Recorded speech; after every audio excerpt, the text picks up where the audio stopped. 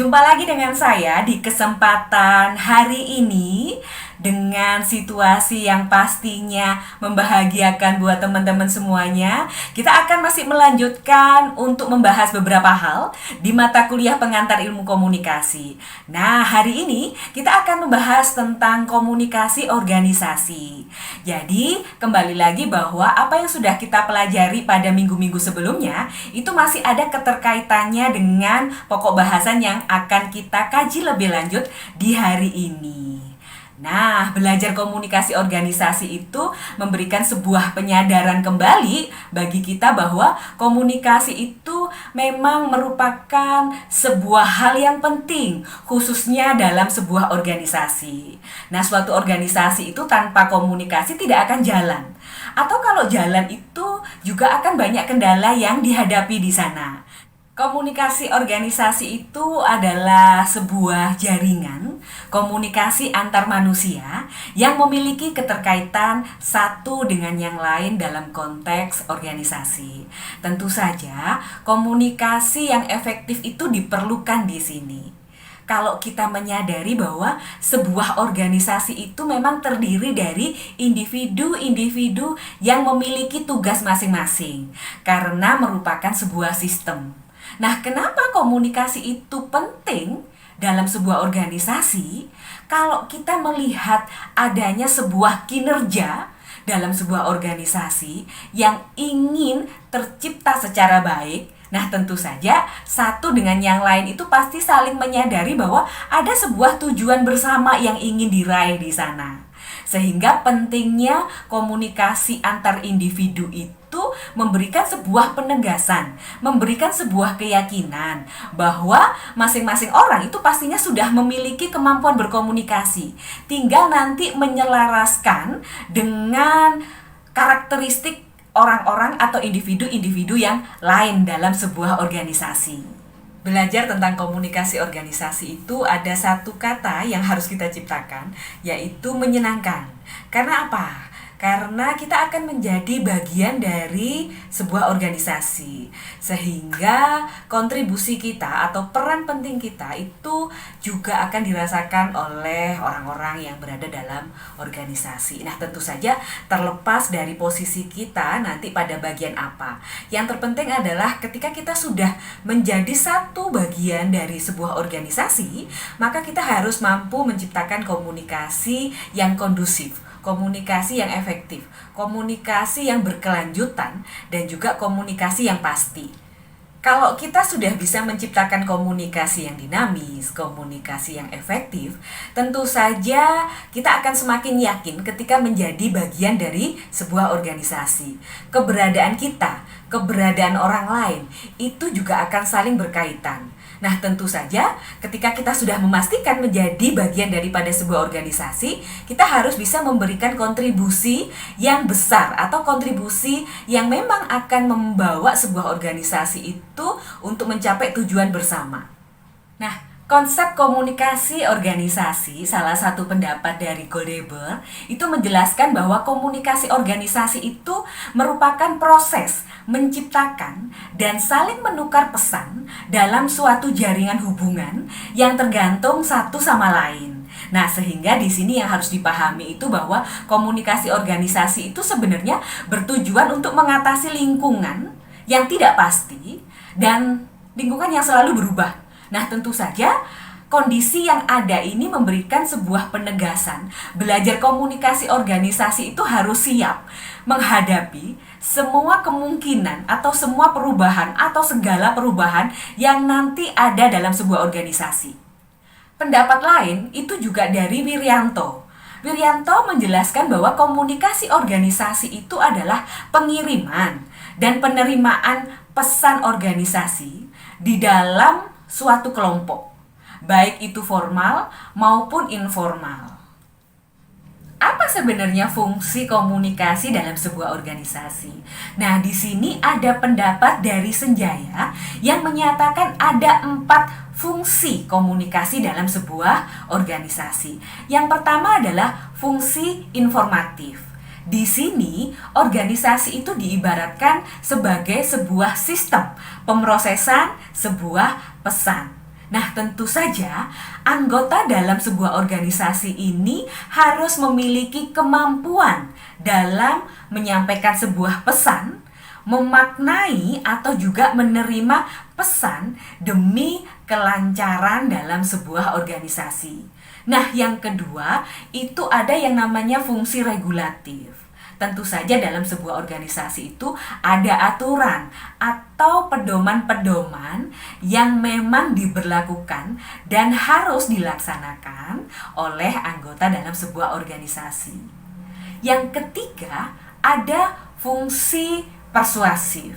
Sebenarnya ini kata lain dari perintah. Keempat, ada fungsi integratif. Jadi di sini organisasi itu harus memberikan sebuah penyediaan saluran yang memungkinkan anggota dalam sebuah organisasi itu menjalankan tugasnya atau juga pekerjaannya secara baik. Ada satu pertanyaan mendasar ketika kita mendengar tentang komunikasi organisasi.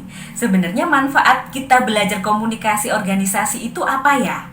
Nah, tentu saja di sini kita harus memberikan sebuah penyadaran lagi terhadap diri kita bahwa manusia atau kehidupan manusia itu tidak bisa dilepaskan dari yang namanya organisasi. Seseorang itu akan bisa semakin berkembang dalam hal pemikirannya atau dalam hal yang lainnya ketika dia mempelajari yang namanya kehidupan dalam sebuah organisasi. Nah, tentu saja di sini menjadi sangat-sangat penting untuk kita bisa belajar tentang komunikasi organisasi. Dengan mempelajari komunikasi organisasi, tentunya nanti kita akan bisa tahu posisi kita ketika kita masuk dalam sebuah organisasi, baik di lingkungan formal, misalnya dalam lingkungan pekerjaan kita, atau nanti di lingkungan masyarakat. Nah, tentu saja di sini ada sebuah pemahaman yang juga harus dimunculkan bahwa ketika kita sudah belajar yang namanya komunikasi organisasi itu, kita akan tahu bahwa ada sebuah harapan yang dimiliki oleh masing-masing individu atau orang-orang dalam sebuah organisasi, yaitu harus mampu menyesuaikan diri dan juga harus mampu menempatkan diri dengan baik dalam sebuah organisasi. Ada beberapa hal penting ketika kita belajar tentang komunikasi organisasi. Dan hal ini tidak bisa kita tinggalkan begitu saja. Yang pertama adalah proses. Jadi organisasi itu karena sistemnya terbuka dan juga sangat dinamis. Sehingga di sana harus tercipta yang namanya situasi yang kondusif untuk anggota-anggota dalam sebuah organisasi itu bisa berkomunikasi secara baik atau mampu menyampaikan pesan secara baik. Yang kedua, ada pesan. Nah, pesan itu adalah sesuatu yang sifatnya sangat penting. Sehingga di sini dalam sebuah organisasi itu masing-masing anggota harus memiliki kemampuan dalam mengolah sebuah pesan, dalam menyampaikan pesan. Kemudian bagaimana dia bisa memaknai atau juga menerima sebuah pesan secara baik sehingga tidak terjadi yang namanya komunikasi yang salah arah karena ada pesan yang dimaknai secara berbeda. 3, ada yang namanya jaringan. Jadi organisasi itu diibaratkan sebagai sebuah jaringan yang mana orang-orang yang ada di sana itu menduduki posisi-posisi tertentu. Nah, pastinya orang-orang ini harus mampu menjalankan tugasnya, harus mampu mengemban fungsi atau juga melaksanakan peran-peran yang melekat dalam dirinya. 4, keadaan yang saling bergantung. Jadi mempelajari komunikasi organisasi itu juga harus paham bahwa organisasi yang sifatnya terbuka itu antara bagian yang satu dengan bagian yang lain itu memiliki keterikatan yang sangat tinggi. Apabila satu divisi atau satu bagian tidak mampu menjalankan fungsinya secara baik, maka akan bisa berpengaruh terhadap kinerja bagian yang lain. 5. Hubungan. Jadi, organisasi itu sebagai sebuah sistem sosial, tentunya yang menjalankan tugas itu adalah sumber daya manusia yang ada.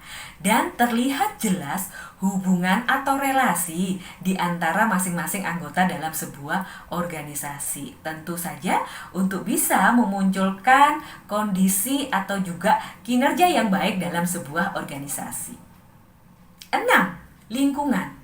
Lingkungan adalah semua totalitas, baik fisik maupun sosial, yang diperhitungkan dalam pengambilan keputusan mengenai individu dalam suatu sistem sosial yang disebut organisasi.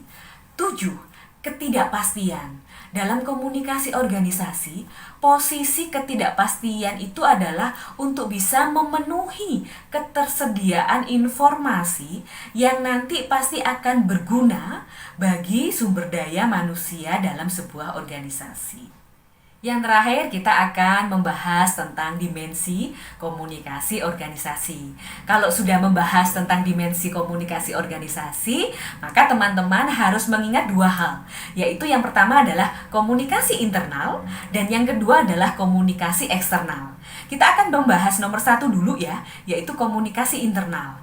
Jadi kalau dalam komunikasi internal itu, kita membayangkan sebuah organisasi itu adalah sebagai sebuah kerangka kerja, sehingga di dalamnya harus ada pembagian tugas atau wewenang yang jelas, yang melekat dalam sumber daya manusia yang ada di sana. Nah, satu sisi itu ada porsi pimpinan, dan satu sisi ada yang dipimpin. Sehingga nanti komunikasi yang dijalankan itu akan bisa secara kondusif tercipta, secara terus-menerus atau berkelanjutan.